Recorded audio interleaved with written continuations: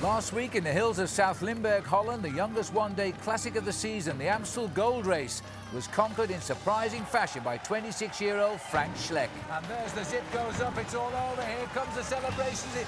Frank Schleck of Luxembourg wins the Amstel Gold Race. Yes, the breakthrough win by the champion of Luxembourg gave Team CSC back-to-back classic wins.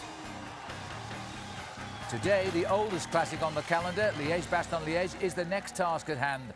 Known to the French as La Doyenne, or the oldest member, this prestigious contest marks the final opportunity for a shot at glory at one of the monuments of the sport.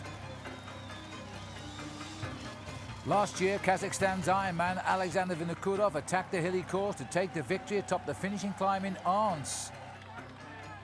This year, he will battle it out with some of his expected Tour de France rivals, men like Ivan Basso, Alejandro Valverde and Cadel Evans. They're all here to test their form, while a strong field of one-day specialists will be ready to pounce at the first signs of weakness.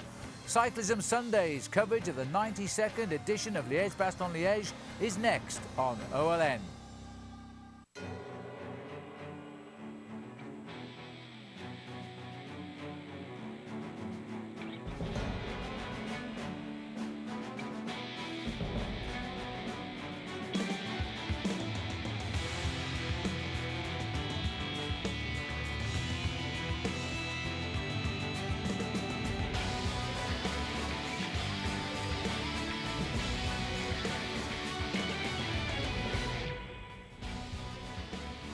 The spring sunshine has at last found the spring classics. We're deep in the south of Belgium here. We're locked into the borders of Holland, Luxembourg and Germany, and the riders are in the Ardennes. There's three past winners of the oldest classic of them all, hoping to make it a three-peat for one of them. I'm Phil Liggett, alongside me is Paul Sherwen. Yes, Paul, the scene is set for the old classic. Yeah, La Doyenne, the old girl, as she's nicknamed, because this is a classic that's been around for many, many years. For me, it's a turning point in the season. We've had the men who are specialists at the one-day classics, like the Tour of Flanders and Paris-Roubaix, but for me, this is the first time we really get a chance to see the men who are really good at the one-day classics and breaking up towards the Tour de France. All right, well, before we see the action of Liege Bastogne Liege on Wednesday this week, we were in the same region here, not too far away from the location. It was La Flèche Wallonne, a race of 202 kilometres. It's famous, of course, because of the climb of the Huy, or the wall, which is a really steep climb, Paul. It certainly is. It's all about the Huy. But look, to start off, we'll move away from Charleroi. But in the middle there, the riders, after just 60 kilometres, go over the Mur de Huy. That's a little bit of a taste. They go over it again, then out onto a very hilly final circuit. All right, we'll have a look back at what happened here. There was quite a workmanlike group, the usual breakaways being swept up, and then, with just over 60 kilometres to go to the finish, an attack by the three-time world champion Oscar Freire, being chased here by Phonac's Alexander Moos. It was a good move by Oscar Freire, because it was probably the only chance he would have of trying to win this race, because the race is always decided on the final climb up to the summit of the Mur de Huy. They built themselves a maximum advantage at one stage of 1.5 minutes, but the main field started to react as they got to the repetitive nature of the climbs down towards the end. Well, Moose was more or less the weak link of that breakaway. As they all came up towards together, the gap had gone out to 1.5 minutes, but then they were in sight of the chasers. Now, once you've gone round at the course the second time and you're heading back towards the finish in the town of Huy, then you get into this exposed region, and it was in this area which in fact cracked Alexander Moos. There he is being caught. Well, once Alexander Moos had been caught, it wasn't very much later that we could see team coming to the front, Team Quickstep. That's Serge Baguet doing a lot of work there. But this is a race where you see the Italians and the Spaniards now starting to come to the front, and in fact, very shortly after that, Oscar Freire was back in the fold. A lot of black and red jerseys of Team CSC trying to set it up for their man Carsten Kroon, but at the end, the man first onto the Mur de Huy was this man, former world champion Igor Astroloa. And the first ever Spaniard to win this race back in 2003. He was trying to repeat it, but then came this massive attack from young David Echeverria. He used to be thought of as a little sprinter, but now he's trying to win atop of the Huy. But watch the rider here in second place. That is Alessandro Valverde, who'd said at the start this was the race he wanted to win. But at this point on the climb, and at parts of this course, we're up to 25%. David Echeverria looked good, but then watch the reaction coming from Alexander Valverde, and the rider in orange is Samuel Sanchez, who looked good here. Well, it's all about the gradient and timing the sprint to perfection, but when it comes to perfection, Valverde knows all about that. And as they went up to the line, that second kick from Valverde literally blew the legs away of Samuel Sanchez. He had no answer, but the Spanish getting ever stronger in the one-day classics, because this was the first ever 1-2 for Spain in the Flèche Wallonne. And Alexander Valverde getting a win and sending out warning signals. He's on fire in the Ardennes here in Belgium, and another win today is certainly not out of the question. This man is a good bet for the Tour de France as well. So there's the podium, and Alexander Valverde at last getting his classic victory and keeping Spain right on the map in this event, which they had never won until 2003 with Igor Astelar. There's the result, a 1-2 then, and a man also on good form and looking forward to today's race in Liège is Karsten Kroon. He's tipping himself to be the likely winner. Frank Schleck still finding that form that won in the Amstel Gold Race in 4th. Sinkovic is there in 5th, he's also riding well, and Danilo De Luca there as well. So that's the situation a few days ago. All of those riders back in the thick of the action now as we come back to the Liege Bastogne Liege. Paul, let's talk about some of the stars, and the first one for me, I think, Alexander Vinokourov. He won this race last year. He's on form. He's had a couple of wins this year already.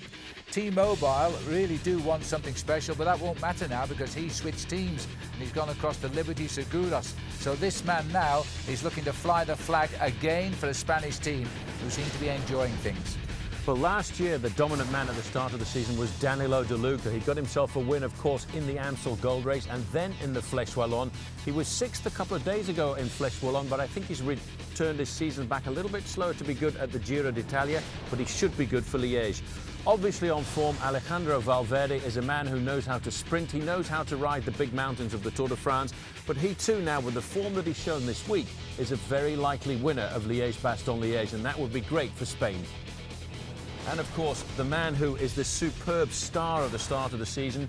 2 big wins already in Tirreno Adriatico, but Phil, for me, he's a big specialist at Liège Bastogne Liège because he won this race twice on previous occasions, and he now is looking to try and take the win back to his own team of Quick Step. All right, well, there's some of the names. Belgium, by the way, have run this race 57 times. The nearest country to them is Italy with 11. That's where we are, tucked away in the corner of Belgium on the borders of the other nations. Paul, this is a very, very simple course. You go down one way, you come back the other, and you cross all of the hills. Well, that's basically a very simple recipe, but if you look at the profile, the first half of the race is not all that hard, but when you go to the second half of the race on the return up to Liège, look at those little red spots. Those are all the climbs the riders have to go over. 12 climbs in all, 13 if you include the finishing climb. So Liège Bastogne Liège, La Doyenne, the old lady of the sport of professional cycling, is 262 kilometers long, or 162 miles. That's roughly the distance between Austin, Texas and Houston. 25 teams on the start line, 195 riders, and the man who dominated this race with 5 wins, the great Belgian man, Eddy Merckx. Well, thanks, Paul. That's the route. Now let's go directly to the action here. Just under 58 kilometres to go. Stefan Wessermann in the picture. Now, he is the lone survivor of a breakaway of 26, which so far has dominated the whole of the race today. Now, the rest of the race, it all happened on the Côte d'Or. There was a big reaction from the field. They put everybody back in the bunch, except Wessermann, who is still clear. Well, he's the only survivor of a 26-man breakaway that got away early on in the morning. That's very much par for the course for Liège Bastogne Liège. Early breakaway goes out, opens up the course, and then it all starts to come down towards the end here, where you've got 8 climbs in the last 50 miles of racing. Well, we're looking at the peloton here. There's about 70-75 riders in the peloton. That one stage, that 26-man lead group got over 7 minutes, but they reel them in ever so steadily. And just moments ago, we saw one of that breakaway, perhaps a little bit tired, back in the peloton. Nicolas Portal crashing out on a corner and cutting his left elbow. And he's still on the road, but he's a little bit behind the race right now.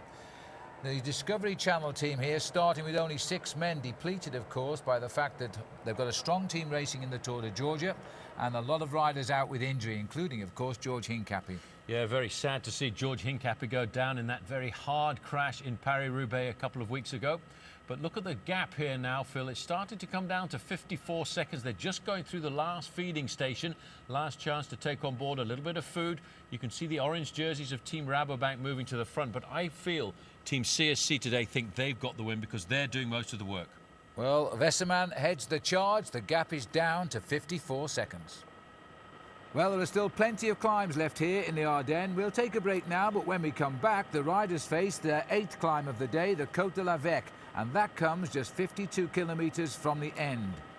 Also coming up on today's Cyclism Sundays, Paul Sherwen has an inside look at one of this year's big Tour de France favourites, who won this event last year. We're talking, of course, about Alexander Vinokourov. Plus, we have the latest on all the Americans' progress as they prepare for the Tour de France, and the riders face non-stop climbs on the way to the uphill finish in Ans. That's all still to come right here on today's Cyclism Sundays. Cyclism Sundays coverage of the Liege. Welcome back. We look down on a lovely spring day now as the riders, the main field here of Liege Bastogne Liege, are trying to work out just how to bring back Stefan Weserman. He's got that lead of 54 seconds. Paul, he's on tremendous form, and somehow I've just got the feeling this is going to be a struggle for the peloton today. It's going to be very difficult, but what they're trying to do here is they're trying to pull it all back before we come to the Côte de la Redoute. It's a great performance by Stefan Weserman.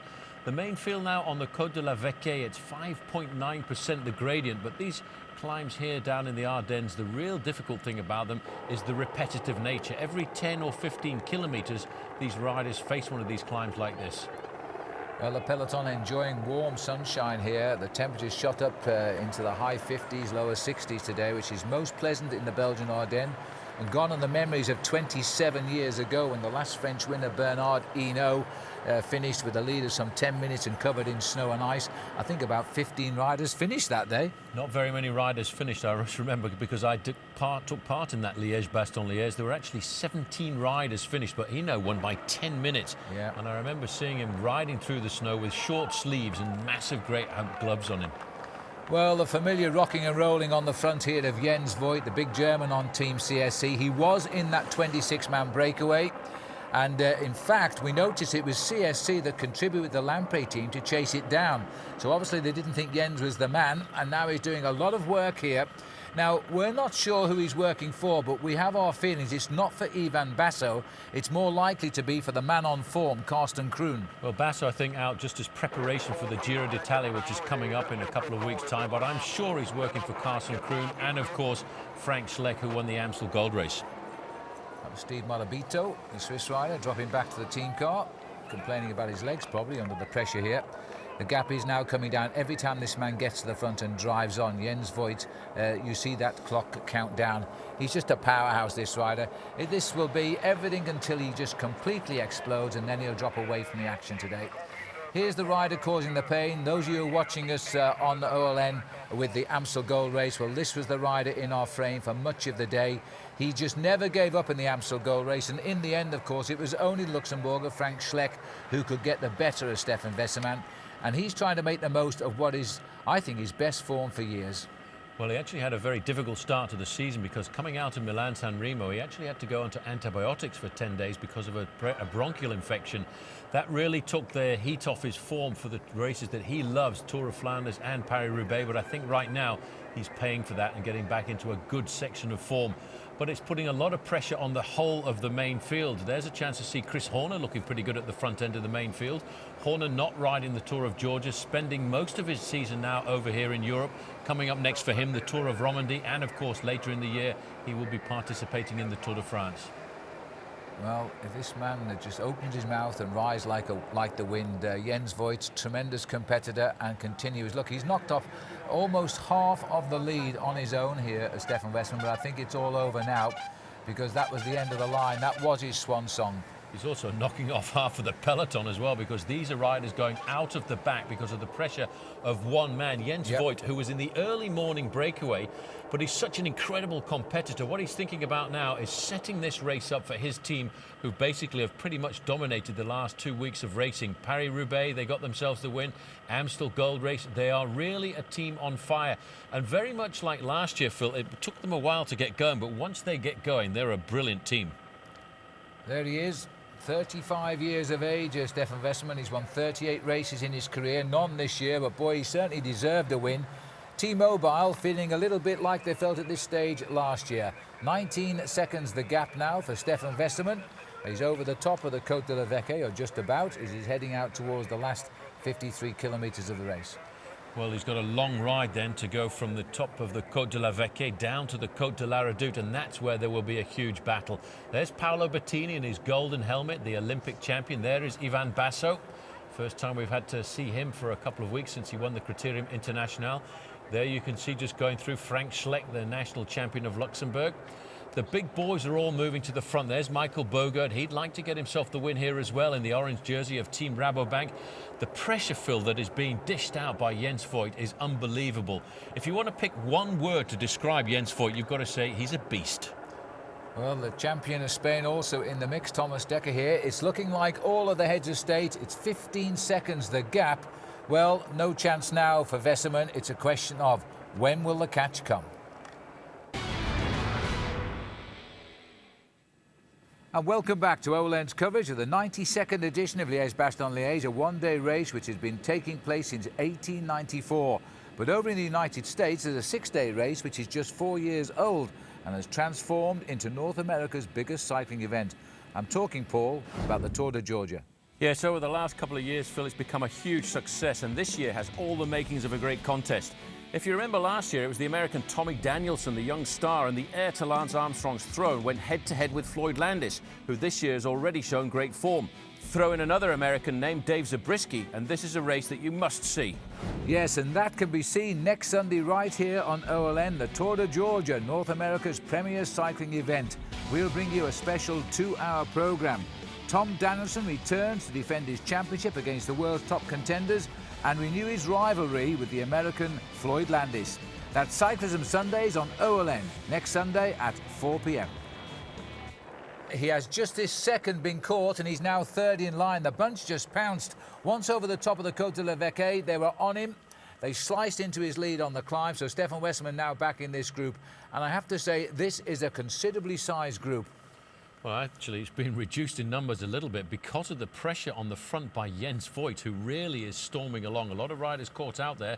You can see the slight gap. You have to look back down the main road to see where the team cars are. In fact, there's a lot of riders have been caught out by the severity of the ascension there of the Côte de la Vecchie. In fact, I think this acceleration has caught out probably about 25 or 30 riders who you can just see in the distance. There's big splits back there. And in fact, one of those riders in the gap we just noted was the AG2R rider, Christophe Moreau, and he just couldn't hang on to the whiplash end of this peloton as they picked up Stefan Wesserman. There's Steph Wesserman just off to the left in the T-Mobile colours, being marked there by Michael Bogart and by Thomas Dekker. There's Alexander Vinokourov as well, looking over his shoulder to see what's going on. So he's made the split. A lot of people think Vinokourov has got the explosive attack when it comes down to the big climbs down towards the end, the climbs of the Côte de Saint-Hilmont and the Côte de Saint-Nicolas. That's very often where this race is decided. Well, we've seen Bettini. We're looking to see if we can catch a glimpse of Damiano Cunego, and I think he's in this group too because a lot of the Lampre boys have crossed the gap here, which is interesting. 61 if you catch a sight of him. He's the leader of the Lampre team today, and he's on form. So he's just won the Tour of Trentino. I think earlier on I did see Chris Horner in the group. Just a little bit to the back of this group was Cadel Evans, looking fairly comfortable. But this acceleration now, Phil, really has decimated the front end of the main field because we're now looking down to around about 30 riders. Danilo De Luca also in this group too, the man that's slowly coming back onto form. Won the Pro Tour and winning just these 2 races in the Ardennes last year. And this still is Jens Voigt. Where does he find his strength? This rider is getting on in years now, but he's not getting any slower at all. Well, I tell you what, he reminds me a lot of Sean Yates. He does the work for the team. He's now not thinking at all about himself. He's trying to give as much damage and pain to everybody else in this group as he can. But shortly, I think, when he gets to the Côte de la Redoute, Phil, he's going to get the big man with the hammer, is going to bonk him on the head, and he's going to disappear from this race. Well, as we look here at the peloton, the rumour today around the peloton is that Paolo Bettini has had a very tempting offer to move away from his beloved team of Quick Step and join T-Mobile. It looks like they're trying to buy wins here, Paul, because if it's true, he's been offered more than $2.5 million to make the move. That's incredible. Well, it is incredible, but this is the rumour-mongering time of the year. There's a lot of movement about riders, especially the Belgian riders. Leif Hoster's been asked to leave Team Discovery Channel for next year. Everybody's scrambling to get the guys who are in form right now, and once you've come off a good series of performances, that's the best time to sign a new contract. So the peloton continues on its way. We're leaving the Côte de la Vecchie behind us now, down into the valleys as we head towards the Côte de la Redoute. OK, we'll take a break and let the Battle of the Ardennes continue. When we come back, Paul Sherwen will tell us why we should keep a close eye on Alexander Vinokourov at this year's Tour de France. See you in a moment.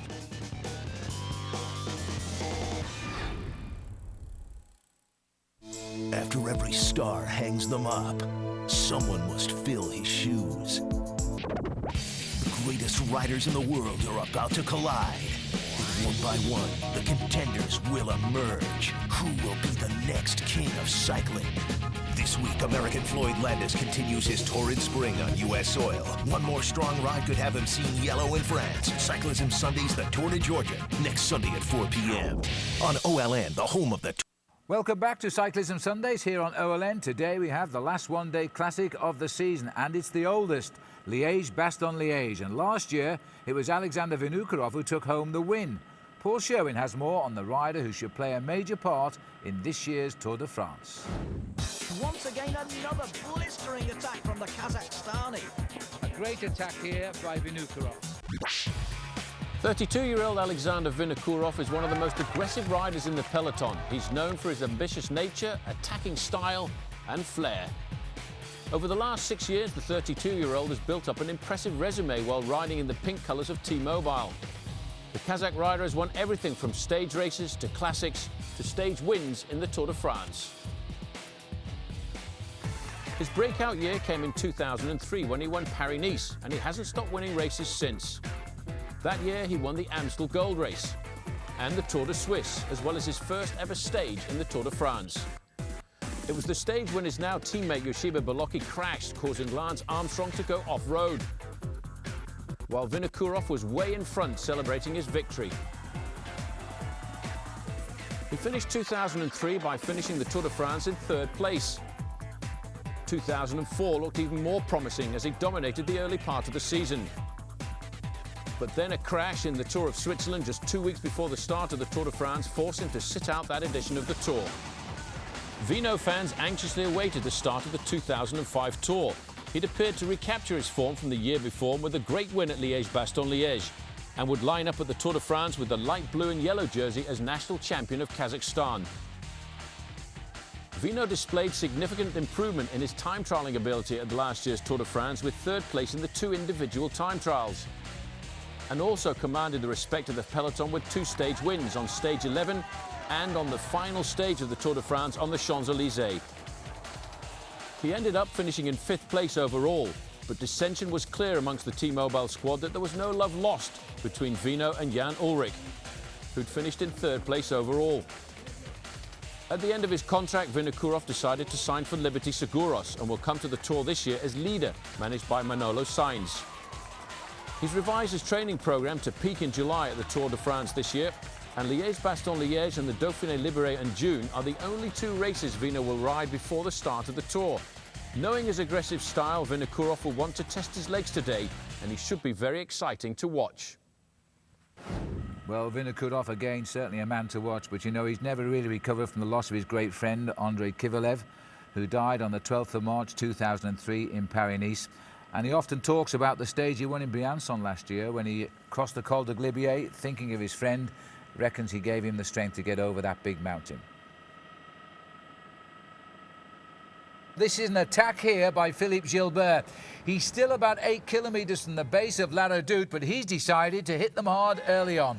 Well, Philippe Gilbert is a French-speaking Belgian, and he really would like to do well in Liege Bastogne Liege. I think that's a brave move with around about 8 kilometres to go before the Côte de la Redoute, but he certainly put the cat amongst the pigeons, because you can see the main line now as this group is trying to pull him back into the fold. He's got himself around about 25 seconds, and what it has done, Phil, here, it's actually ruffled the feathers a little bit of Team CSC. A lot of orange jerseys have come to the front of Team Rabobank, and they must be thinking today maybe Michael Bogert's got a big chance to do the win. He's always been very close to winning this race in the past. Well, La Redoute may not have done anything to affect the course of this race last year, but this year could be a different kettle of fish completely. Gilbert wants to see the climb first. He's only a youngster, just under 24 years of age, Philippe Gilbert, and he won Het Volk this year, which got the Belgian off to a great start to the season. He is a Belgian on a French team. That's not so usual. And it's a chance now to try and get clear of the field. He's racing very much on home ground today. Well, we're looking here actually at the second group on the road, and I think the reason for that is because we've seen a lot of riders get caught out because of the acceleration on the front by Jens Voigt. Jens Voigt made a big acceleration over the last climb, the Côte de la Vecquet, and he really completely and utterly split the film. This now is the tête de la course, the front end of the bike race, and not really surprising to see the beastie boy on the front again, Jens Voigt. Well, I don't know where he's getting the strength from actually at the moment, because Jens was in that breakaway as well at 26 now. He won't like that camera shot too much. He's already had a word with our cameraman today to say he's riding too close to the peloton. And off on that bottom corner, he came right up behind the camera. But this is an interesting move here because they're just keeping, I think, Philippe Gilbert under control, and then they'll see what develops on the climb. Wesserman is still at the front, despite that desperate attempt to win the race. Well, Jörg Jacks was the man second in line there. He's being very attentive as well. Another German rider moved across to Liberty Seguros. We get a chance to look a little bit further down the line as to who exactly is going to ride well. There's Serge Baguet. Another big transfer from De Vita Monlotto, who in fact won the title for De Vita Monlotto last year. This is Danilo De Luca, looking very cool. 6th in the recent Flèche Wallonne, a winner last year of the Amstel Gold Race. He could be a man with the explosive ability, Phil, to get up that climb towards the end, because the final climb before we get into Anse, the Côte de Saint-Nicolas, is very much like Little Italy. There's been a lot of work there. That's a very select group, as large as it is, and as far as we can work out when our camera slipped down the pack there, none of the big favourites have missed out in that split. So it's going to be showdown on La Redoute, and then they'll take the strong men forward as they go on. Gilbert back in the peloton. The second group on the road is now 61 seconds. And so that's the split we saw happening on the Côte de la Vecquet. And all of that done because of one man by the name of Jens Voigt, who's been rocking and rolling on the front of his bike. Nobody helping him at all. The Phonak rider you can just see in the lime green shorts over to the left-hand side there is Axel Merckx. There is Frank Schleck in the red, white and blue jersey, the champion of Luxembourg and the son of a great Luxembourg rider by the name of Johnny Schleck, who used to ride with Eddy Merckx in the 1970s. But you can see this organisation starting to form here, Phil. They're dropping down away from the Côte de la Vecquet, going to line themselves up on the valley road for a short while, 5 or 6 kilometres, then it's into town, a right-hand turn, and then boom, it's straight up the Côte de la Redoute. And that'll take us up the mountain. That's our next real rendezvous, the Côte de la Redoute. It's an absolute brute with its 25% gradients. 40 kilometres to go in the Liege Bastogne Liege. Welcome back to Liege Bastogne Liege. We're looking now at Soignies-Remouchon. This is the town now, just before the climb. We'll flick right and we're over the cobblestones, and then we head up the climb of La Redoute. And it's been all CSC, and let's correct that. Let's just say it's been all Jens Voigt at the moment, just driving and stopping anybody getting away. Well, nobody can get away when you've got a man like Jens Voigt on the front end of the main field. He really is hammering out a tempo. They're getting very close now to the outskirts of Remouchon. Once they go through Remouchon, then all of a sudden it's that right-hand turn, the one that every bike rider in this group now knows, and that's when the Côte de la Redoute starts. It starts off fairly steadily, but once you get towards the summit, it kicks up to around about 23%, and ouch, that hurts. And this is where we snake our way to the climb now. A little bit of a bridge up ahead of the riders. Then under that bridge, you start the climb, running parallel for a while with the main freeway. And then it will kick up. There'll be a huge crowd waiting up the climb, of course. And now the boys who have got any intent on winning Liege Bastogne Liege have got to make sure that amongst the leaders on this climb. Well, that's why Jens Voigt has been really hammering out the pace at the front. He's keeping all of the CSC riders in the first 5 or 10 places, because he knows that once they get towards the motorway, the riders can see the motorway above them, the motorway that goes right down towards the bottom part of Belgium, towards the edge. They know then that they're going to start the climb in earnest. And Jens Voigt is catching up the motorbike at the front there with the camera on it all of the time. He, I think, will disappear. There it is. That's the job done. Thanks very much, Jens. A good job. Stefan Wesserman has still got a little bit of power in his legs as well. But once they start to kick up, Phil, it's going to be the strong boys at the front. T-Mobile are desperate for a victory this year, and now he's trying again. A lot of T-Mobile riders are in this group. Wesserman has tried to give his swan song, I think, here on the climb, because it really does hurt, this climb. And he stopped. His legs have gone. I think he just cracked wide open there. Well, you know, he also was just trying to keep the pressure high, looking after the team. Peter Sinkiewicz possibly would be the man for T-Mobile. They're going under the motorway bridge now. The interesting thing is, Phil, that last year, the first victory of the season that T-Mobile got was here in this race with Alexander Vinokourov. They've had a couple of wins so far this season, and that was in the Tour of California. This is the Côte de la Redoute, an average of 8.4% gradient, a 2.1 kilometre climb, but at the top, almost 23%. Yes, at the top, your nose touches the road when you get out of the saddle. It's a nasty sting in the tail, this one. And it's a false flat as they go over the top for a little while. A good chance to consolidate a good move. Slipping away off the back, there's Eric Decker as well. And so that gives you some idea of the pressure. I also saw Didier Rousseau go off the back, former champion of France. And the pressure now being applied by Lampre because they still have Damiano Cunego in this group. Danilo De Luca in the middle there in the lime green jersey of Liquigas, just over to the right-hand side. I can see one or two other riders moving up to fine position. Jens Voigt, thanks very much. Good job. Great job being in the early morning breakaway. Great job in splitting the race up because you can see that second group at 1.5 minutes. They're at 1.5 minutes thanks to Jens Voigt. And that is what this bike race is all about. People think it's an individual sport, but you cannot win a race like Liege Bastogne Liege without a team behind you. And what a great team CSC are proving this year now as the riders continue to slip away from the action here. And this now is a Crédit Agricole rider, and this is Dmitry Fofanov of Kazakhstan, who's also slipped away off the back. The gaps we're showing you on the screen there is to the split in the peloton which occurred on the Côte de l'Avec, and it looks like Barlow World are now shedding Gianpaolo Ciulla here, the Italian. He's going as well. And CSC are still controlling at the top of the climb. Well, this is Basso moving to the front a little bit further back. You can see everybody starting to queue up. There's Paolo Bettini in third position there. Bettini in an ideal position now. He won't want to attack on this climb, but he might want to try and do a little bit of damage to reduce the numbers of the riders in this group. As you can see, the damage done at the back. Riders being dropped one at a time. Well, there's plenty of action to come to here on OLN, and the quest for the Cup has begun. See all the epic action in over 40 NHL Stanley Cup playoff games. Live tonight, Lightning versus Senators, Game 2 at 6 Eastern.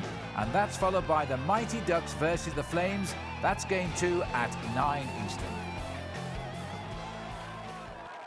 These riders are looking across who's got the power to go, and now there's a very nice move going here by Lampre, and that should be to Cunego. It looks like the little small figure of the man who's trying to stretch out the race here. There is a reaction by Bettini. He recognises a good rider when it goes, and he's straight onto his back wheel, but it looks to me as though we're getting up towards the summit here. And a lot of riders are staying in touch here, but Michael Bogart is still in this line of riders here. Right behind Bogart there, Frank Schleck getting out of his saddle, trying to accelerate, but look at the damage. There's Alexander Vinokourov. He was in around about 10th or 12th place. David Echevarria also moving up there in the dark blue and white jersey of Liberty Seguros. But we haven't got quite to the summit of this climb. It's a very difficult climb. You can see just over to the right-hand side there, the motorway. I think it's status quo now. They've not done the damage that they wanted to. Well, 220-odd kilometres under those wheels already as they come here to La Redoute. This is the top part of the climb now, and it's also the steepest part. That little acceleration didn't do the damage. Just take a look down here. Igor Astaloa is still looking very settled in there, but the group has split. We've got a reasonable-sized group going away, but the rest still have a chance to get back on. Well, once you get to the summit here of Côte de la Redoute, it flattens out for a fraction. And if you've got a little bit of energy left, then there's always the chance to reintegrate this leading group. But Bettini's stamping his authority all over this group now. He knows that one or two riders will have been caught out by the severity of this climb. And once again, Paolo Bettini stamps out the authority. He has been a great teammate in the early part of this season to men like Tom Boonen, who are not riding races like this. And today, he's the boss of Team Quickstep. A nice little group, and look at the crowd at the top here now. We'll just get over the summit there. Another acceleration here going from De Vries to Malone. That's the style of Cadel Evans, who's launched an attack here. 34 kilometres to go. And Cadel searching for the form that might put him on the podium as well this year. It might well be Chris Horner who's come out to the front there as well, because Horner was very close to the front end of this group, you know. And you can see the acceleration then. The marking is coming there from Alexander Vinokourov, just swinging off, allowing somebody else to take up the pacemaking. Team Mobile have got a lot of riders at the front of this group, very attentive. There on the front pole position of this second group on the road now is Paolo Bettini, looking good, waiting to see where the next reaction is going to come from. It's coming from Team Mobile. Well, it is Chris Horner on the right of our picture, those long, lanky legs, a bit longer than Cadell Evans's. As Chris looks up, he's got about a dozen riders here trying to split away. Now, that would make it a little bit more easier for them to work out the things here. Now, Horner's having none of it, fills the gap on third wheel as they start to stretch again. I reckon we might see 12 boys clear at the top of La Redoute. Michael Bogard there, nice and comfortable. This is the flat part over the top. They've got around about 1.5 to 2 kilometres of flat road. They take a right-hand turn onto the main road that they came down this morning. And then they've got another nasty little climb, the Côte de Sprimont. We'll make that 12:23 because that looks about the size of the group now, but the motorbikes are in at the back here now. And number 4 there is Jörg Jatsk. He was working pretty hard earlier on. Danilo De Luca on the front of the group. And this is, no, that's not Danilo De Luca. This is actually the chasing group here. Well, the chasing group being caught out by the severity. They've lost themselves a lot of time. We're looking now at around about 1.5 minutes to this second group on the road. I don't think they're going to see the front of the bike race again this afternoon, Phil, because those men in that leading group are dedicated now to making sure that gap extends. And we're back with the riders battling on La Redoute here, and I think back just at the moment is the operative word. That's Rémi Porial of France, who's in the second group now. And this is the head of that second group. There's a bunch of some 23 riders over the top, and still the heads of state of this race can't be separated.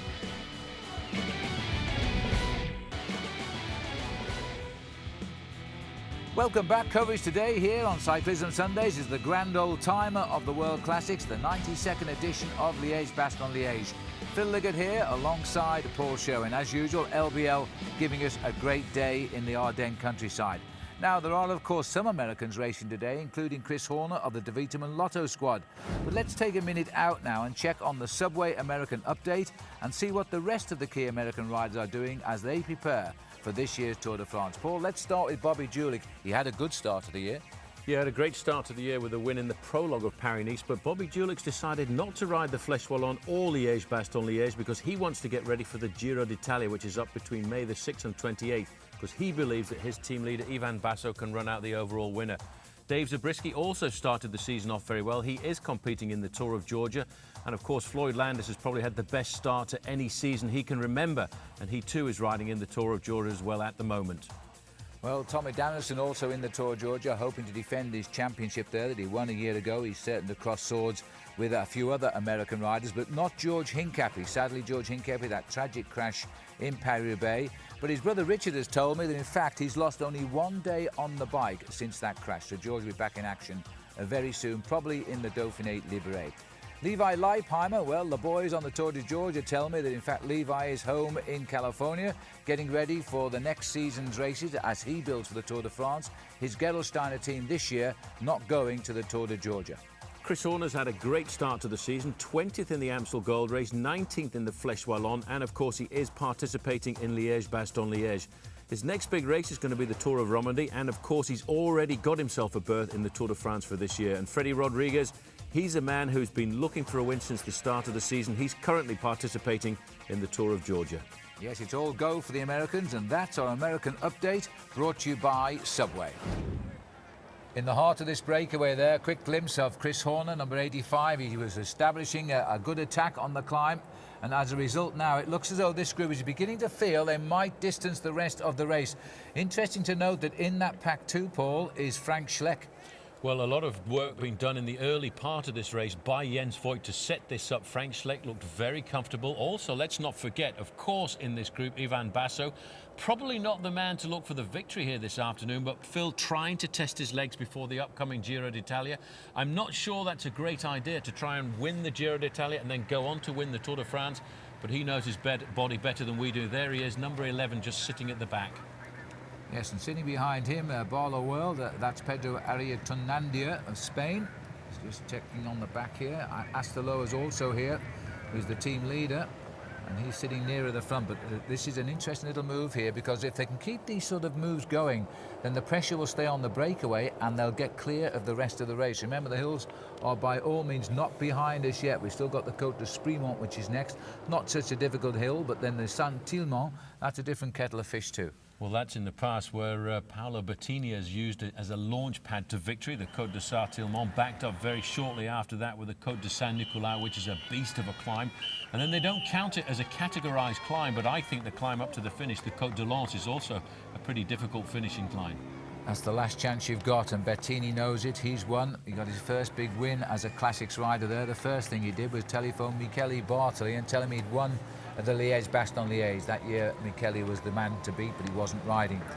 Well, we're looking at the breakaway now. A little bit of hanging on there by the Barlow World boy, and now it looks like the Olympic champions got them all back together. He's just checking the damage done on the climb of La Redoute, and just going past him there was the T-Mobile rider, I think it was. Patrick Sinkiewicz. And yeah, he could be a big outsider here this He's got to afternoon. do something shortly, Paul, because he keeps getting the top 6 finishes. He's been very consistent over this last week of racing. It's also, though, I have to say, very difficult to ride well in all 3 of these races.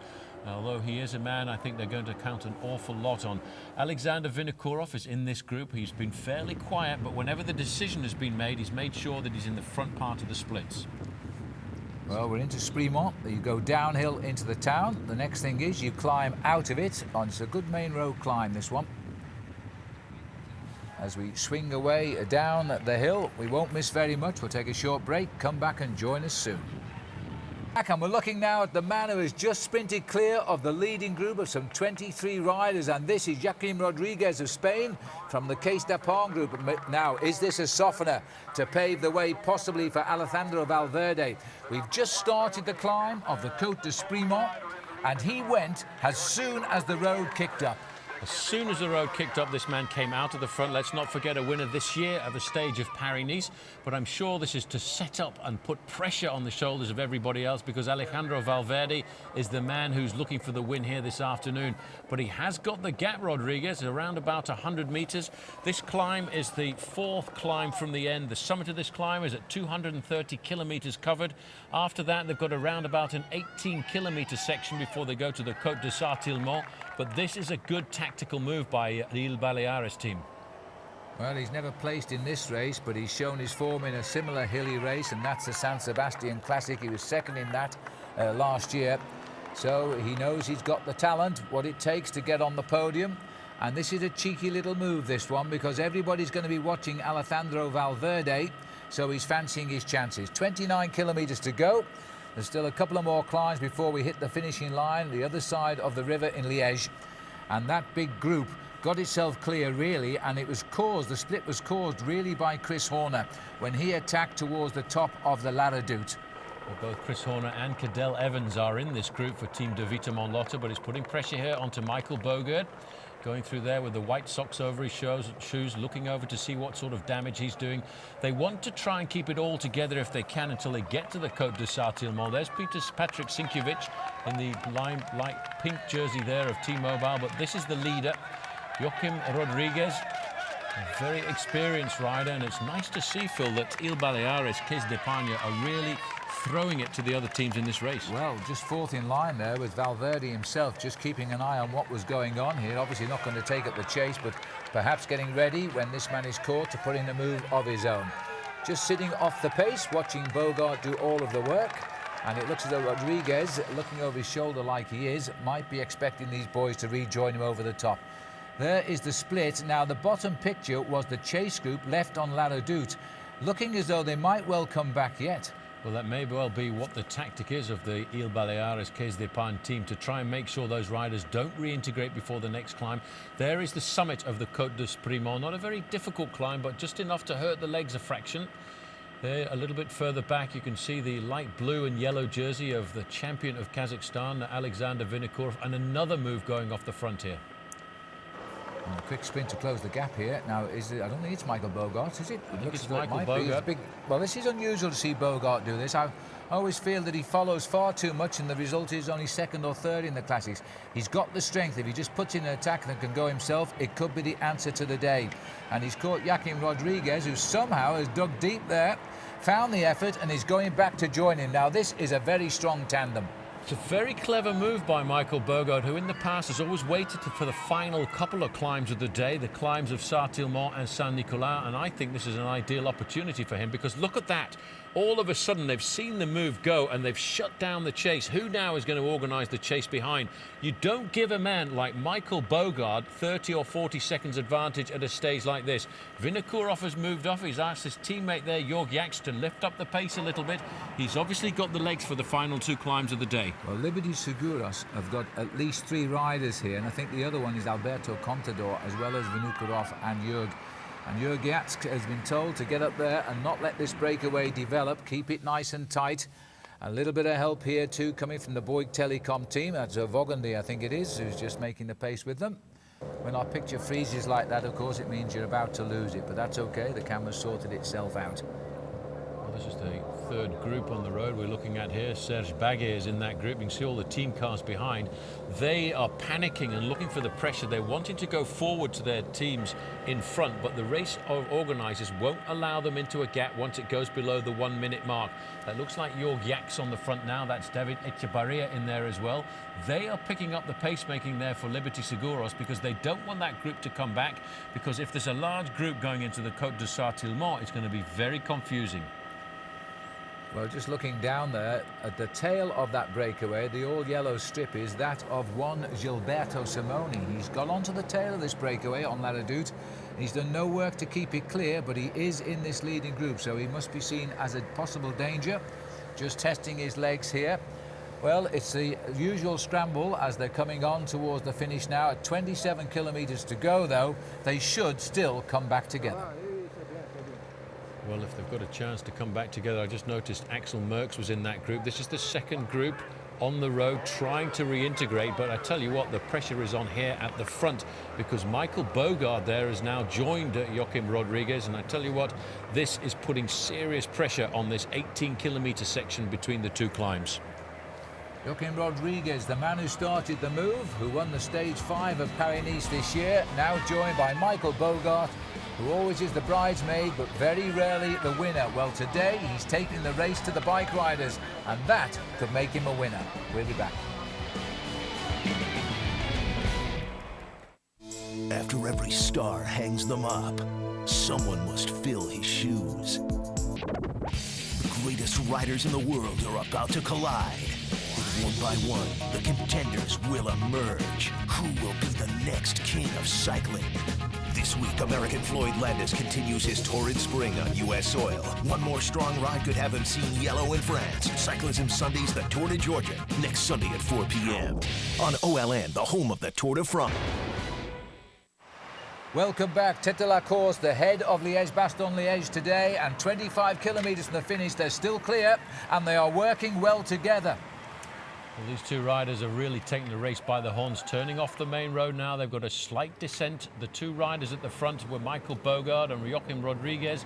They'll drop down into the valley, and then all of a sudden they'll face another climb, the 11th climb of the day, the Côte de Sartillemont, and that is a beast of a climb, but it does appear as if it's all starting to come back together. That's going to make it very confusing from a tactical point of view. It's going to make a charge of the Light Brigade when we get onto the Côte Saint-Tillemont, because that's where they're all hoping to reach these two. It could be the last chance they'll get before they start to open up the gaps. Remember, Alejandro Valverde back in the pack there isn't going to chase down his teammate here, but he's going to give himself a springboard. The same applies to Bogart, because Eric Kadeka is also back in that group.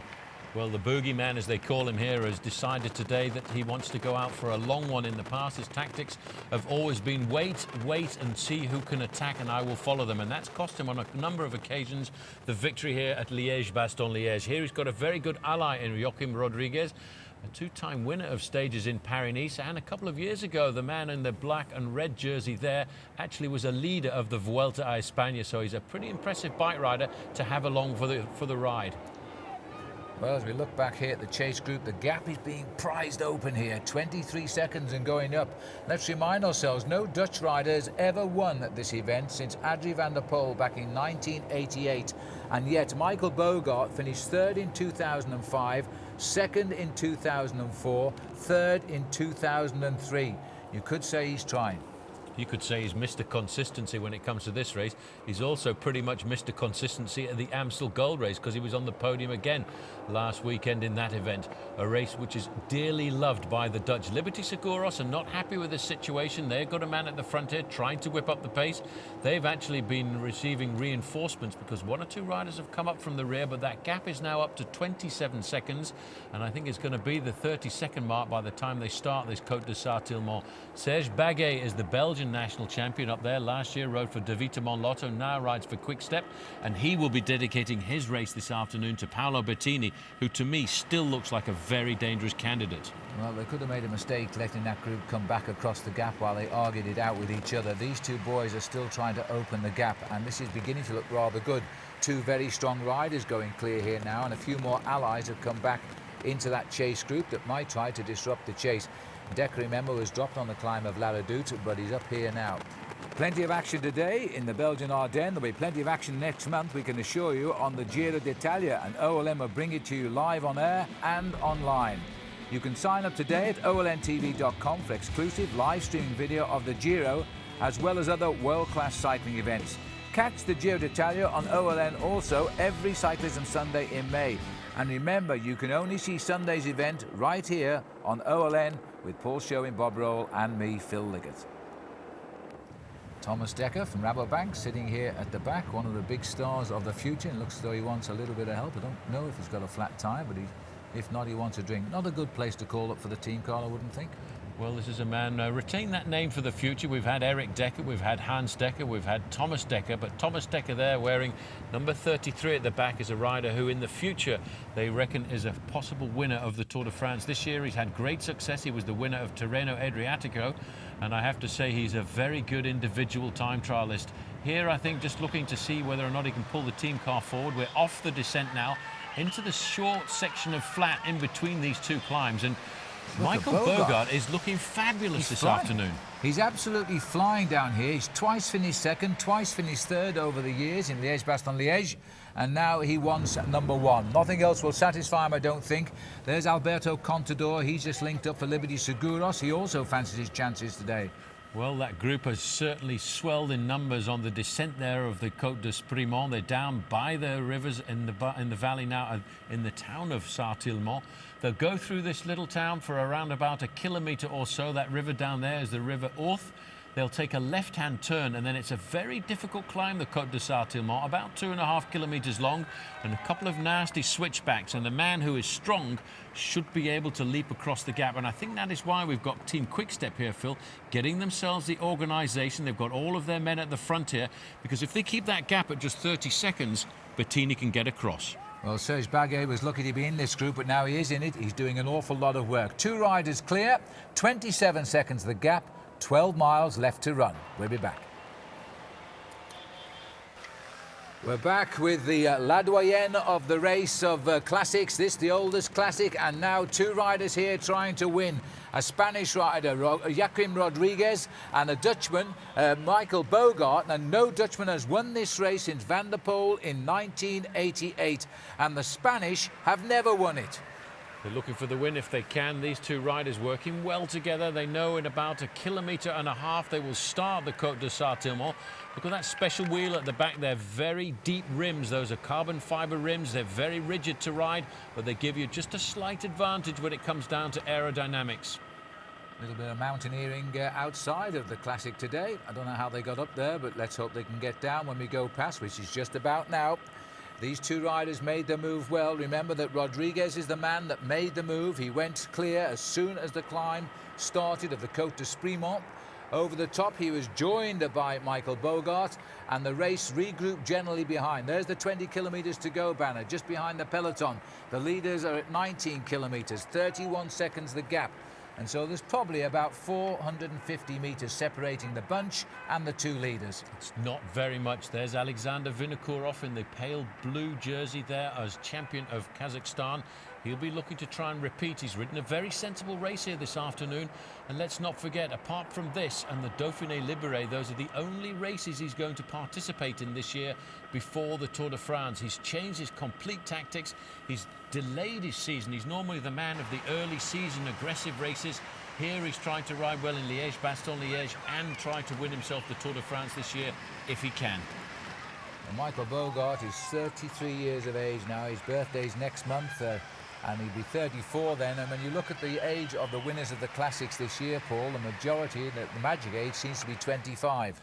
It's all the youngsters who've been dominating the season so far. They've all been 24, 25, 26 years of age. I think the only exception to that rule would, of course, be Thor Hushovd, who at 28 years of age was the winner of Gent-Wevelgem, the old man of the early part of the season. But watch out here, because Liege Bastogne Liege is a race of experience, and I have a feeling a man like Paolo Bettini at 32 could be looking for a win here this afternoon. This is the small town of Tilf. Once they come out of this town, they've got a left-hand turn, a quick right-hand turn, and then they're on a 2.5-kilometre climb, the Côte de Sartillemont. Yes, and that is where I reckon the peloton are hoping that they can close this gap down. It's going to be one of their last chances. If they can hold them, then they should reach them by the top. If not, then they could be chasing them right across the streets of Liège to the finishing line here. It's a huge bunch. We seem to be getting these last couple of years, the big bunch is coming down to the finish, and this race has been decided on the last climb of the day. Well, the last climb of the day for me is the Côte de Saint-Nicolas. They go over that summit, and it is a beast of a climb. Again, around about a 20% gradient climb. And then you've got the long drag up to the finish line in the town of Ans. These two riders now on the front, Michael Bogart there, followed by Joaquin Rodriguez, are on the climb of the Côte de Sartillemont. But it's a long climb. It's steep at the bottom, but then it turns out to be a very nasty climb up towards the top. 3.6 kilometres from top to bottom, average gradient only 5.3%. But the main field, Phil, now must be panicking a fraction because that gap is up to 44 seconds. They're prizing it open. There's got to be a move from that bunch on this climb now. Bogart is riding like 10 men now. You see they're hitting the climb, and it looks like they're going to try and get Alexander Vinokurov up to the leaders now, because this is Liberty Seguros trying to get this gap closed down. And watch out for the Lamprey boys, because they're looking to help Damiano Cunego. But when they get down into the little town down towards the end at the bottom of the Côte de Saint-Nicolas, that's when the Italians will feel at home. A lot of migrant workers moved here after the Second World War to work in the steel mills, and you will see, instead of the Belgian flag flying there, you'll see the tricolour of Italy all over the side of the road, looking to see whether or not Italy can get the win. Look at this acceleration up the outside. There is Paolo Bettini, Phil, being very attentive, looking for the move. He knows he's got the ability here to ride across a gap of 40-odd seconds. Well, he had to come. I think that was Gorash Stangley, the last Lamprey rider to do a turn. He's dropped away from it now. Bettini is here. Looks like you might have also up here Bettini. Not Bettini, Basso is also here. Now these are the big boys now. They know that they've got to close this gap down by the top or be manageable, and at the moment they've chipped only a single second. This is life at the back of that breakaway now as they all start to fall away. Number 57 was Bram Tankink from the Quick Step team. He'd done his job on the flatland, trying to set it up for Paolo Bettini, but you can see the pressure now. Team Liberty Seguros have got a lot of riders at the front end of this group. This is where you don't want to be, at the back of the race, because this is where it really hurts as the riders are getting caught out one at a time. Didier Roos, former French national champion, he's going. The current Belgian national champion, Serge Baguet, he is also going. And Francisco Mancebo, too, of Tour de France fame. He is also slipping off the back.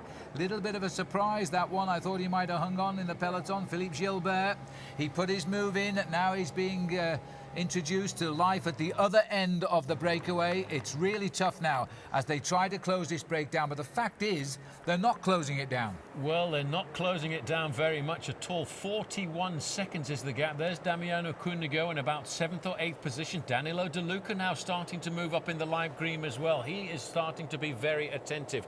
Big pressure with 40 seconds still the gap. Yes, well, it's still anyone's race today, and it's there for the taking. Alejandro Valverde, hot off his win in the week in Flèche Wallonne. Frank Schleck, who took that wonderful win last weekend in the Amstel Gold Race. Alexander Vinokurov, who won here a year ago. And don't let's forget the cricket.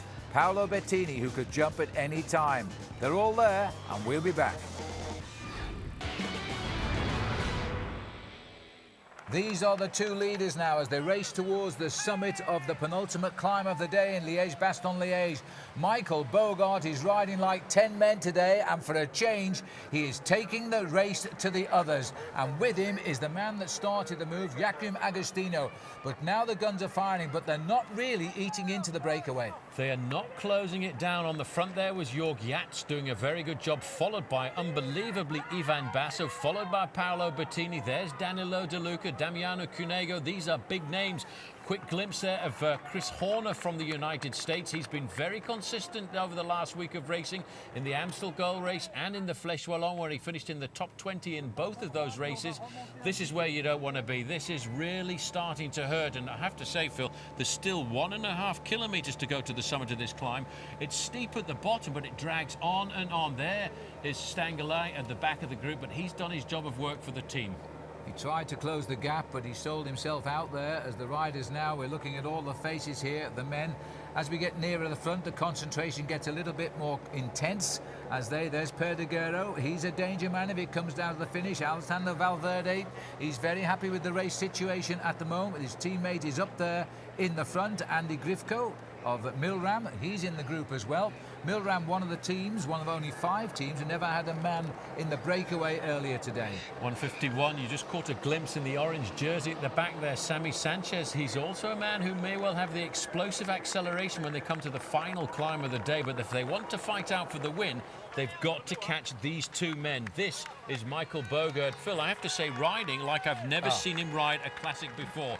He really wants this one. Yeah, absolutely. He's really taken the race to the race today, and good luck to him because he's had 2 seconds and 2/3 in this race, so he knows what it's like. Now he only wants to win, and he's prepared to have a go. And this is the only way he's going to win, is to go out on the attack, because it'll be a duo fight when we go up the hill up towards the finish in Ans. 40 seconds. They've held all their advantage on this climb. Well, it's still locked at 40 seconds. Look at the face now of Rodriguez. This is when you understand bike riding is a tough sport. You have to hurt, you have to suffer. These two men are suffering. If they get to the top still with around about 40 seconds, they're not going to lose very much over the next 10 kilometres, because from the top of the Côte de Sartèlement, it's a very big, wide, fast road into the outskirts of Liège. And then, of course, they've got to set themselves up for the Côte de Saint-Nicolas. But look at the job of work being done by Alexander Vinokourov's teammates here. Paolo Bettini sitting cool as a cucumber there, just thinking and waiting to see when their moment is going to arise that he can pounce. Former Paris-Nice winner, Jörg Jatz setting the pace. Bettini always at or near the front. Valverde never far away now, and it looks like Thomas Dekker getting in on the action as well. Still a kilometre to climb here for the peloton. Danilo De Luca is in here. Frank Schleck, the champion of Luxembourg, off to the right. This is developing. Nobody wants to put in the killer blow, and the gap is nudging up again. 41 seconds now, and no decision taken on Saint-Tilmont. Well, I think, you know, what they've decided to do today is just to keep that group at around about the 40-second mark. They're going to try and nail them on the descent into the outskirts of Liège. And the big decision, the big attack will have to come on the Côte de Saint-Nicolas, because actually, Phil, you've got to ride that out full on because it is so difficult and so steep. We've seen the riders crack on that climb many, many times, and the riders make the gap as well. The race so often decided on that climb now. It is a difficult climb because of the fact you've got to be totally committed to get to the top. And Michael Bogart here now with a lot of strength here. I think he's found himself a little bit of a passenger now in Rodriguez. He's suffered on this climb, and Bogart knows he needs him. He needs to work him. There's the top of the climb. He'll try to coax him through, but I don't think he's got much power left in the legs for the climb. No, Rodriguez can't go through. Now that's a sign which is going to inspire Paolo Bettini as he now starts to move, and look who's chasing him. Well, you see, this is the good move by Paolo Bettini. He knows this climb. He's attacked on this climb before. It looked very much as if it was Alejandro Valverde just behind him. Very attentive. This man knows how to watch the moves. Look at the pressure, the acceleration of Paolo Bettini. This is a man who is the Olympic champion, and Phil, that is not a 41-second gap anymore. I reckon it's only 30. Well, it certainly didn't look 41 seconds. We can only go by what we can see on screen there, but that was Valverde in his slipstream, and for that reason alone, Bettini might think of turning off the gas. No point in taking Valverde across, because I think he would outride Bettini just now. Bettini's on his own. Nobody's managed to get to his wheel. Looks back there, sees he's alone now. This is the move. He did this a few years ago when he went on to win Liege Bastogne Liege, and he blew Alejandro Valverde off his wheel, and they're all now gasping for breath. Here he is, freewheeling back to the pack, looking for a little help. Surely they're not going to allow the little cricket to leap across and catch the leaders. Jiminy Cricket, that's what they call him, because he jumps all over the place. And in fact, look at the gap now, 24 seconds. He took 15 seconds off that gap with that one acceleration. There you can see Ivan Basso at the front of the group. They're all looking over their shoulders now. Come on, boys, we need a bit of help. You cannot let these guys just ride away like this. If you want to get the race back into your hands, now you've got to get some organisation. But when you see riders, Phil, looking over their shoulders now, Alexander Vinokourov just slipping over on the left-hand side. He's seen the danger. Well, Bettini is a man for all occasions, I think. He would have won the World Cup 4 times if they hadn't stopped the competition. And they would have won them straight too. Chris Horner is still down there trying to reach the gap too. Remember, new colours for Chris this year. De Vitamin Lotto, that's him there, tagged onto the back wheel. Well, Bettini is trying to reach now. If he gets up there, I can't see anybody reaching those three. Well, Bettini went so strong. He had Alejandro Valverde right on his wheel, and boom, right away. He couldn't just stick the pace of Paolo Bettini, the Olympic national champion. These are the two leaders now, Michael Bogard, and he knows now he's got around about 12 kilometres to go. Bettini, two-time winner of Rodriguez is there with him, but halfway across the gap is a man by the name of Paolo Bettini, two-time winner of this race. So with just over 12 kilometres to go, it is the two leaders, Bogart of Holland and Rodriguez of Spain, being chased by Paolo Bettini. The peloton, what's left of them, at 19 seconds. We're looking now at the hard-working legs here of the diminutive Paolo Bettini. His gap is 19 seconds behind the leaders. The peloton are now 30 seconds back. We could be seeing the winning move in play. There you can just see at the top there Paolo Bettini, but look at the long line of this group of big heads of state of the sport of professional cycling. They're not going to let Paolo Bettini get away with this one too easily. The golden handlebar tape there indicating the gold medal he got at the Olympic Games in Athens, and he realises he's not going to get across that gap on his own, and he's decided, Phil, the better part of Valor is to sit up and wait for them to rejoin. Lampre now taking control, thinking about Damiano Cunego, but it has had an effect on the gap to Michael Bogert and Joaquim Rodriguez. This is the fast part of the course. It's a big, wide main road. They're touching speeds here in excess of 40 miles an hour. Small chance here that Rodriguez might recover, because Bogart knows now if he can just get Rodriguez to help him towards the finish, coax him out, he'll be able to leave him on the climb. He looks far stronger now than Rodriguez. Michael Bogart won't want to throw this one away now. This is his only chance, because if those riders do come up, then he knows now he'll be in big trouble. There's still legs back there, have done nothing in that breakaway apart from follow the pace. Men like Cunego could jump clear, and indeed Chris Horner won't be far away. He's looking good today. He is looking brilliant in this early part of the season. Just over to the right-hand side, the steel mills, not the prettiest part of Liège, but for these riders what they're more concerned about is the fact that there are 5 kilometres to go to the start of the climb. You could just see the big rider from Rabobank there, the Dutch rider, waving his hand. He wants to try and get the motorbike television cameraman a little bit further away, because he believes that the motorbike is too close, and he's pacing this group, where he of course is trying to protect Michael Bogard, who is in the lead. Just in the background there you can see the football ground of the Standard de Liège, a very good football team. We're not here for football this afternoon, we're here for bike racing. So while the riders wrestle with the Belgian Ardennes, here's a few who wrestle with animals a little bit more powerful. The top 45 riders take on the most powerful bulls as OLN and the PBR ride into Nampa, Idaho. Don't miss the roughest 8 seconds in sports, the PBR built Ford Tough. Saturday, 5 p.m. here on OLN. Well, a lot of people are going to warm to Michael Bogart today, because this is what they wanted to see him do in Holland. Remember, no Dutchman has won this race since 1988. It's far from certain that it'll still be the same by the end of the race too. 44 wins he's had over his career, and he's finished twice second, twice third. I don't think Rodriguez can cope with Bogart, but I'm not sure Bogart can cope with his chase here. Well, I'm not sure he can, but they're still holding on to 26 seconds. The main group here that is trying to pull themselves back together, I think, would like to make the junction before they get to the Côte de Saint-Nicolas, because that is where the race explodes. That is where the explosive nature of riders like Damiano Cunego, riders like Valverde, riders like Paolo Bettini will just leap out of the pack, and they can close down 26 seconds just like that. They can sprint it close. These roads will help the escapers, though, because we're twisting and turning, we're out of sight, and 26 seconds might seem a lot just now. Bogart knows that if he can just get across that bridge up onto the climb, then he's got a chance, because everybody will start to look at each other and wait for the first move, and just a few moments hesitation could put these two on the podium.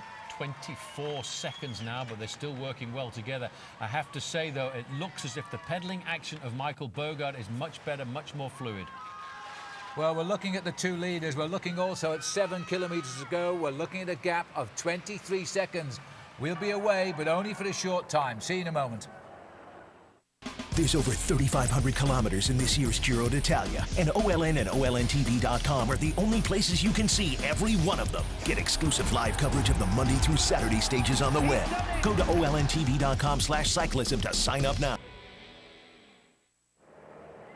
Welcome back to Liege Bastogne Liege. Just under 7 kilometres to the line, and Damiano Cunego has sent the boys to the front, but the gap is still 22 seconds to Bogart and Rodriguez. Not very much at all. 22 seconds corresponds to around about 350 metres at speeds like this. The man from Lampre had done the job at the front now. Another Lampre rider taking over the pacemaking. Ivan Basso is looking superb. He is right at the front of this group there. You can see just at the back of the group, Danilo De Luca. That was the right-hand bend. This is the climb of the Côte de Saint-Nicolas. It is just like riding through Italy, and these men are waiting for the acceleration. It's only a 1 kilometre climb. The average is 11.1%. Bogart here is trying to ride Rodriguez off his wheel, but I don't think he can. Well, we'll see, but 1 kilometre isn't long, but now it is 100% committed effort. The gap at 21 seconds, with all of the favourites in today's Liege Bastogne Liege right in that group, and they've got to open it up now. Here comes attack number 1. This looks like it might be Contador. They're all going for it now. Danilo De Luca's up there trying to pace the riders at the front end of the group. 1 kilometre to go to the summit of this climb, but it is an unbelievable climb. This is purgatory if you're a bike rider. It's purgatory if you're a man trying to win this race. Chris Horner is right up there in 3rd place. He's having a great week in the Ardennes Classics. And in fact, Rodriguez is the man taking up the pacemaking. It gets very steep, this climb, once you get up to the summit. Once you take the road that bends around to the right-hand side, you've got to be looking for the smallest gear that you've got on your machine. Well, I'm taking my hat off to Rodriguez here, because he has found a little bit more strength. The other climb didn't suit him. This is a little bit steeper. Pace being set by Liberty Seguros in the hope that Alexander Vinokurov can come out and win the day yet again. 11 seconds is the gap, so the damage is being done here. Now comes the counter-attack, and it looks like Danilo De Luca. Well, De Luca, he's in control here. He knows what this climb is all about. It's a horrendous climb. They put it into Liege Bastogne Liege around about 10, 12 years ago. And you can see now everybody there just hanging onto the wheel in front, trying to survive. Sorry about the little bit of picture breakup, but these are live pictures coming from Belgium. Bogart looks over his shoulder. He's trying to ascertain what the gap is back to the rest of the group. And there, as we said, this is Little Italy right in the very heart of Belgium. Yes, and they've won this race 11 times, the Italians, but the last time was David Rebellin in 2004. He's in the race, but he's suffering, as this is Perdiguero now making a move for Phonak, as he's got the legs and he's had the results this year, and he reaches them with a terrific effort. Now it's either grab his wheel or go back. Perdiguero goes through. Well, Perdiguero came across that gap as if the other guys were standing still. They looked across and saw him, and they said, "Where have you come from?" He said, "Well, I've come from behind. I've joined you now." This is the steepest part of the climb, Phil. This little right-hand bend. Rodriguez on the back, trying to stay in contact. Michael Bogart thinking, "Oh, no, I've done it again. I've lost it again." But he's still got the power. He's still at the front end of the bike race. There is still one more climb to go after this, but they're not holding on to a very big advantage. 5 seconds. If that. Well, Perdiguero was 7th in this race last year. He wants to go a little bit higher this time, as there's now a counter-attack coming from T-Mobile. Rodriguez, a little bit of bother for him, but he's still in contact. They're not far from the top of the climb, but that is the front end of the main field.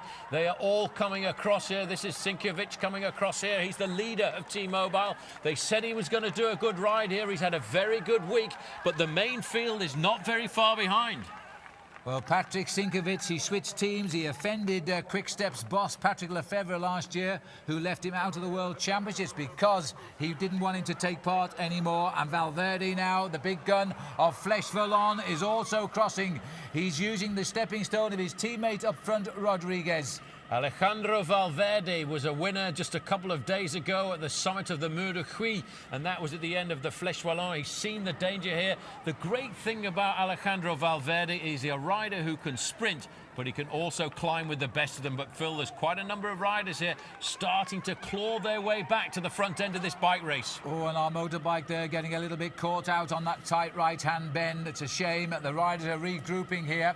4 kilometres to go. We've got 3, 4, 5, 6, 7 riders here up front. Well, they are all coming together here. This race is not done for yet, and if you want the winner, I can't give you one. Well, the race is heading towards Liège now. The big showdown is just around the corner. Just time for one last break before the finishing climb to Ans. Stay with us.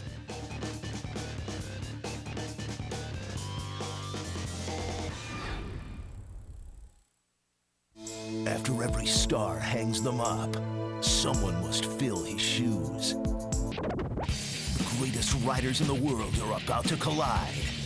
One by one, the contenders will emerge. Who will be the next king of cycling? This week, American Floyd Landis continues his torrid spring on U.S. soil. One more strong ride could have him seen yellow in France. Cyclism Sundays, the Tour de Georgia, Sunday at 4 p.m. on OLN. Sunday's coverage of the Liege Bastogne Liege on OLN is brought to you by Crestor. Visit Crestor.com and ask your doctor if Crestor is right for you. We're looking at the riders here who have made this race over these last few kilometres. Michael Bogert, Rodriguez, they've been joined by Martin Perdeguero. Well, I thought Rodriguez was dead on the penultimate climb, but he's going good now. Well, he's going good now because he knows that his own team leader, Alejandro Valverde, there he is, has made the junction, and so too has Frank Schleck. He is in there, and that is a very good move by Team CSC. Also coming across number 61, Damiano Cunego, all of the big names, Ivan Basso, Paolo Bertini, they're all coming back to Luca.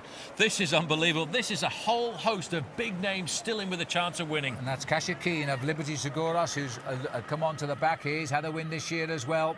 This is a free-for-all with 4 kilometres to go, and it's got to be one of the most exciting ends that we've seen for a few years now, because the winner is far from obvious. Frank Schleck is in there as well. Chris Horner has just gone past our camera, tagged on nicely midway through this group. Number 85, Horner, in the red and white jersey of De Vitamin Lotto. He is having a brilliant week of racing here in Europe. Probably not sad that he's missed out on riding the Tour of Georgia, a race that he won in the past. But here he's riding with the big boys in the World Cup, in the Pro Tour, I should say.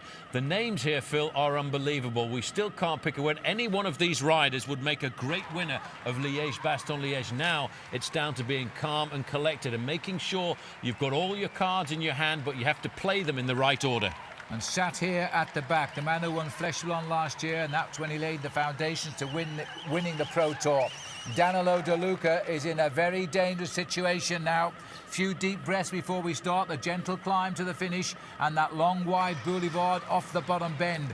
3 kilometres to go, and these boys, every one of them, are back in with a chance. Well, they're all looking over the shoulders. What's the gap? Who's with us? There you can see Schleck. Rodriguez. Schleck has decided to go, but there Kashakin has covered him immediately, and Chris Horner is right up there in third place.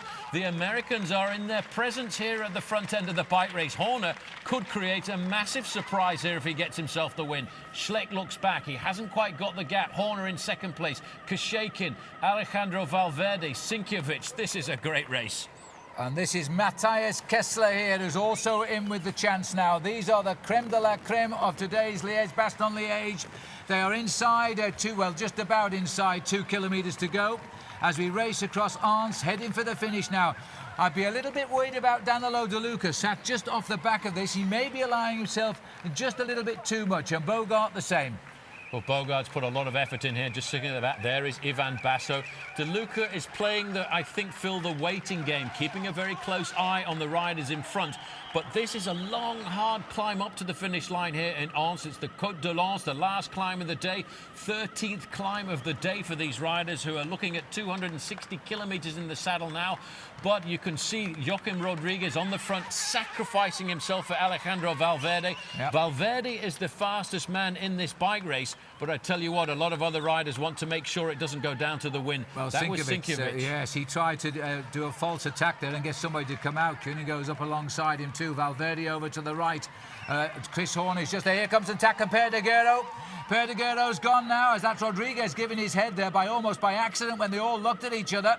But this man they should have gone for, because Martin Perdiguero has made the gap at 1.5 kilometres to go. And now there's going to be trouble up front here for Rodriguez, because Perdiguero got 7th in this race last year.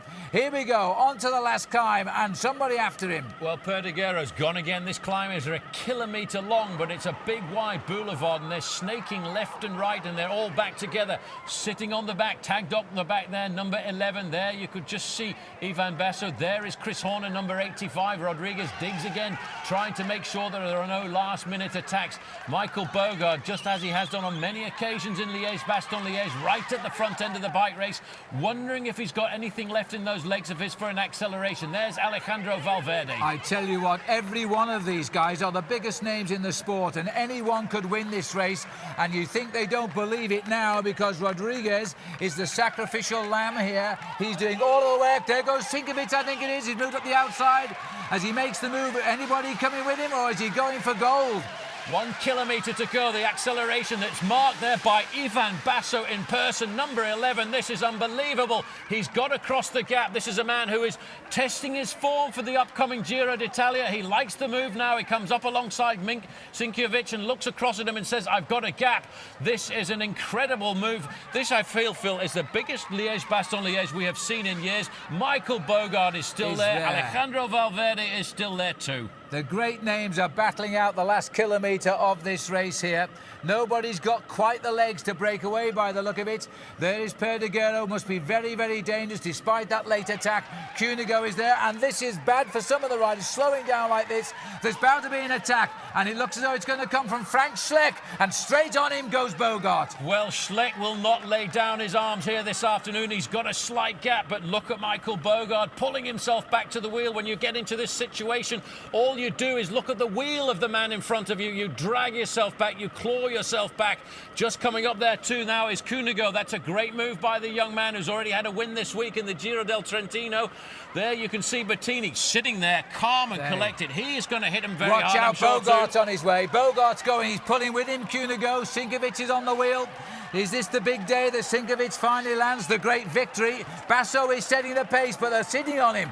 Basso has gone again. He's covered there by, you can see Sinkovic. Paolo Bettini's moved up. You didn't catch him, but he's just there in front. Sinkovic goes again down the left-hand side of the road. They're all over this bike race. Valverde's up there in second place. You've got to keep calm now. You've got to wait. Bettini's up there into third.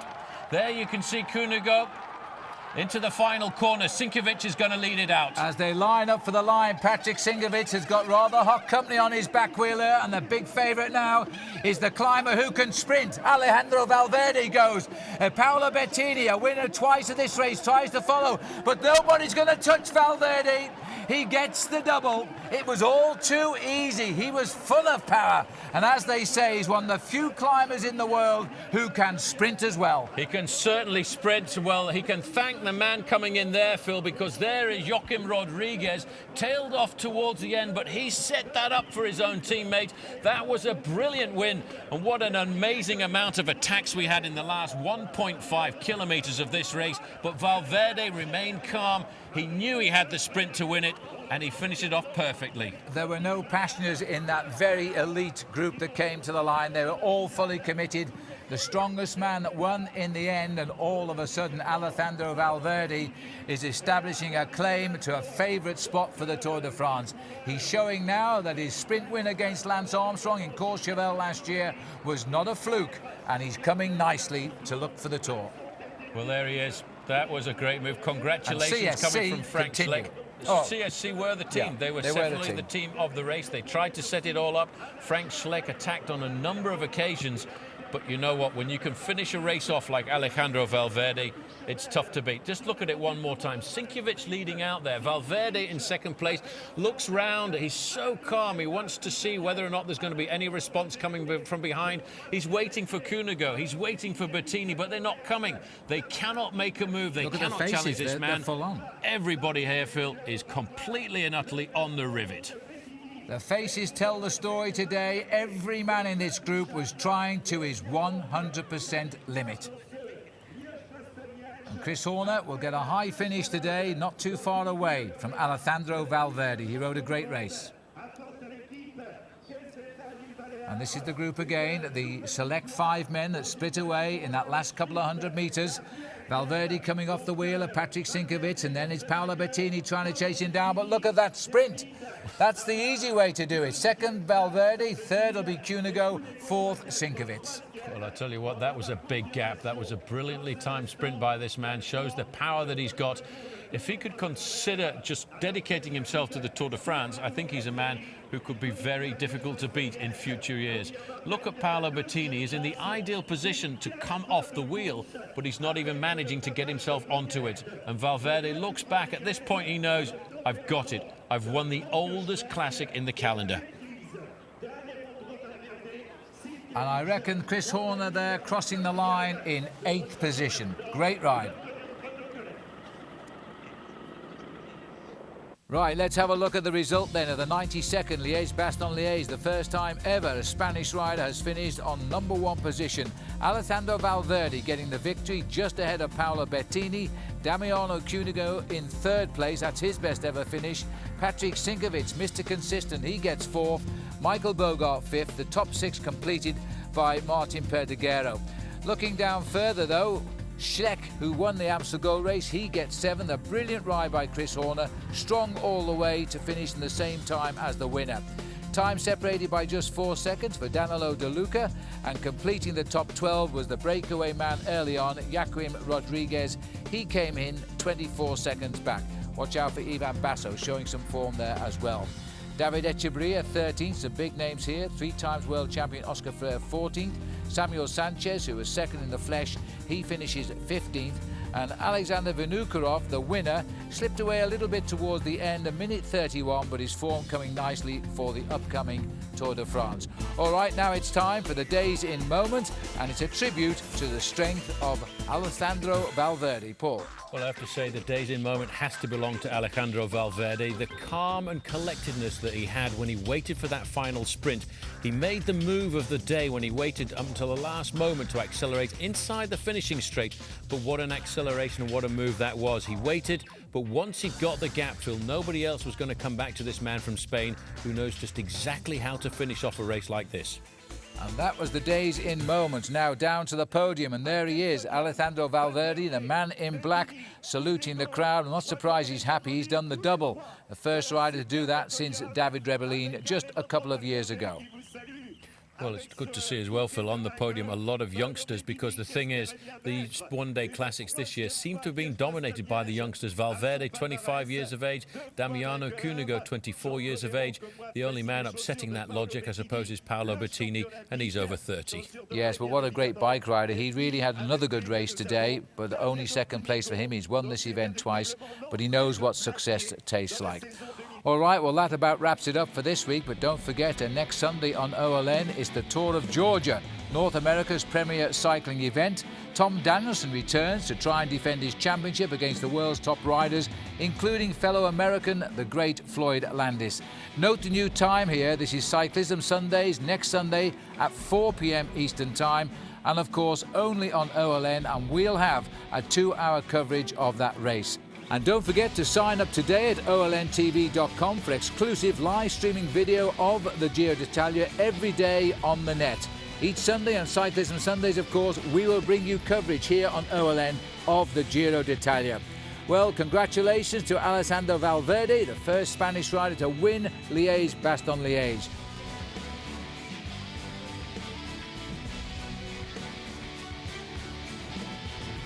Hope you enjoyed Liege Bastogne Liege. For Paul Sherwen, I'm Phil Liggett saying See you next week. Goodbye.